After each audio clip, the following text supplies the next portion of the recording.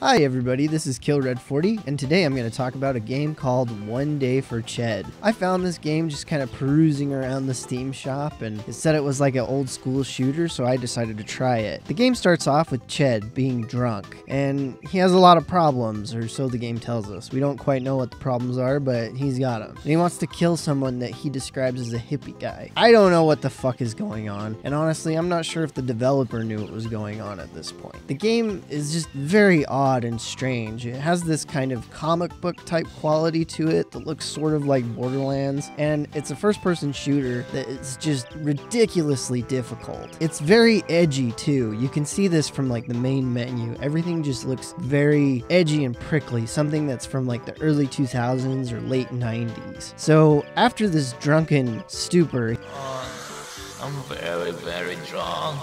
he falls asleep, and when he wakes up, he sees a demon. Luckily for Ched, right next to the demon is a whole arsenal of weapons that you can choose from. As soon as you pick them up and kill this demon, 5 more appear out of nowhere and fucking rape you. Like, I don't mean literal rape, but they do kill you really fast, and there is no possible way that you could beat this. It was really hard for me. I eventually got past the first 5 guys, but it was almost impossible, and I could see so many people quitting at the very start of this game because it's so ridiculous. It seems like Ched can only take 2 to 3 hits, and there is no way that you're going to dodge these bullets by strafing. The best chance you have is by hiding behind a crate or something and then popping out so that you can take them out one by one. But it is so difficult, and there are so many weird quirks to this game that I'm not sure anybody is going to be willing to go through this without using my personal favorite feature, God Mode. I love God Mode. It's super easy to use in this game. I hate it in any other game, but in One Day for Ched, I love it. All you have to do is press tab, put in God, and instantly you're invincible. You're like Jesus with a gun. It's amazing. I don't think I could have made it through this game without it. Right after this first room, you go into the next room, and what do you know? There's 5 more demons waiting for you and your puckered asshole. Oh my gosh, I'm so happy that I had that mode on because I was able to just mow through them and get past this first level. Otherwise, I just would be incredibly frustrated, and I'm not sure if you would be seeing this video today. After this encounter, you meet a character named John. John seems to have a history with Ched that I don't quite understand. I'm assuming that this is the hippie that he was upset with at the very beginning, but I'm not sure. And anyways, John gives us some exposition explaining that we're inside of Ched's mind and that Ched has some demons that he has to work out or something. Doesn't make much sense. Quickly, we are transported to the next level, which is in some kind of weird hotel, industrial complex, church thing. I'm not 100% sure where the hell we are, other than I guess Ched's mind. I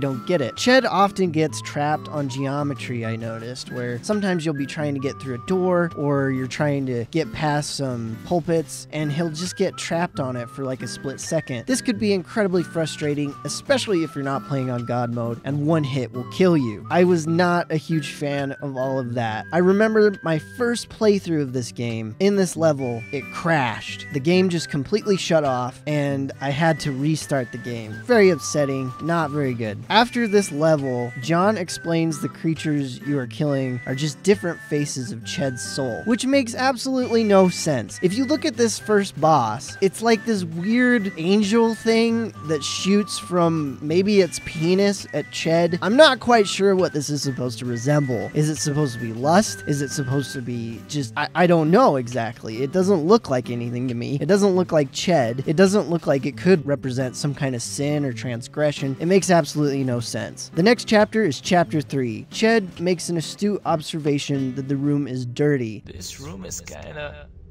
dirty. And obviously, almost the entire game looks disgusting, and I'm surprised that it took Ched this long to figure that out. With this level, it just leaves me with more questions about how any of this is supposed to represent Ched. I mean, look at this fucking demon. It doesn't have a head. This other one doesn't have arms, and it just runs at you, just... It doesn't make any sense. I don't know what that's supposed to represent when it comes to Ched and his transgressions or issues, and it just looks stupid. The boss of this level looks like a demon that has some kind of like casino-y outfit on, and it shoots at you while you're in this tiny room, which doesn't allow you much room to strafe, honestly. There's not enough room for you to be able to dodge these gigantic bullets that it's hurtling at you. Thankfully, it eventually just stops shooting or runs out of bullets or something, and you can kill it. I'm really happy that John is included in this game because it can explain to me the meaning of all of this, which is that devil is supposed to represent lies that Ched has said in the past or some shit like that, which whatever. I'll just go with it. It's fine. I mean, whatever. I don't care anymore. It's okay. So we're gonna go to the 4th level now, and this takes place in a small, compact area that, as Ched says, only dwarves could live in. Uncomfortable room. Only dwarves can live there.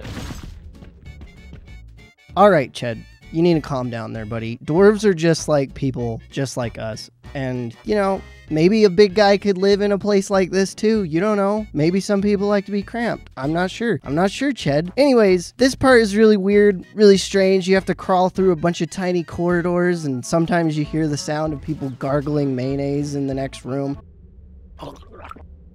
Very strange stuff. To top it all off, there's this very thick, soupy fog that is just blocking everything that you see, and it just looks terrible. I didn't like it. You couldn't see much, and if you're not paying attention, a dwarf will just come out of nowhere and pop you right in the face. It's not good. I didn't like it very much. Near the end of this level, you come across a letter that John has left, and it says something to the effect of having to kill all of the narcissistic critics. Oh boy. This is honestly probably the most interesting part of the game. While there's a lot of problems with this game, I did find myself kind of pondering the idea of criticism and how an artist should take it, and exactly what I guess my role in this is as well. I do think, like John says, that everything is subjective, and I do believe that some things just work for some people and some things don't work for others, and I could see people really enjoying A Day for Ched, but I think that the amount of people is very small just because of the different glitches and how difficult the game is. I think that there are critics out there that are wanting to hurt somebody's feelings or trying to just rip apart a game for no reason, and I can understand not liking those types of critics. But I also think that there is sort of a problem when it comes to artists not listening to critics every now and then. I also think that sometimes artists could be doing better and they refuse to listen to critics, and I would be lying if I said that I wasn't like that at one point. There was a time when I took criticism very harshly and I felt like it was a personal attack, and I kind of started to feel that the developers of this game felt the same way. I'm not really trying to make this review to attack somebody. I'm not even really trying to make this review to be critical. I'm just trying to make an entertaining video for my audience, and that's a lot of critics, I think. I think that's a lot of content creators, and I think people that create games need to keep that in mind. While the game is very glitchy and there is a lot of issues with it, and some parts, in my opinion, are downright unplayable, there are some fun little things that you would never see in a AAA game. For example, when you press the F button, for some reason, Ched just decides to fall down to the ground.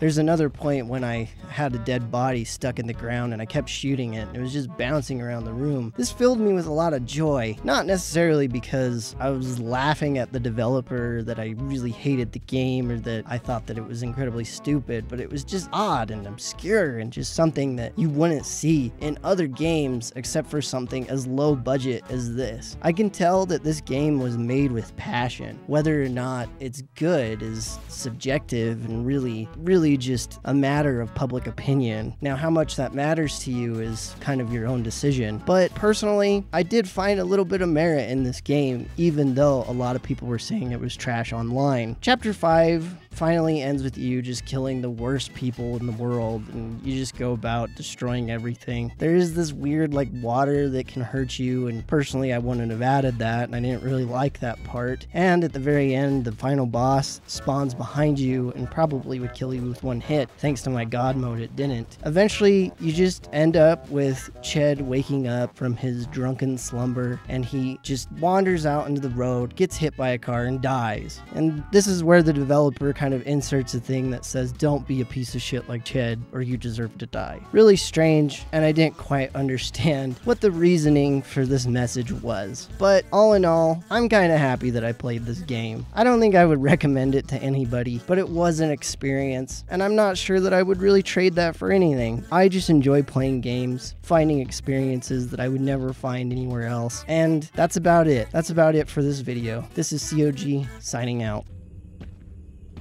Piano? Wanna play it?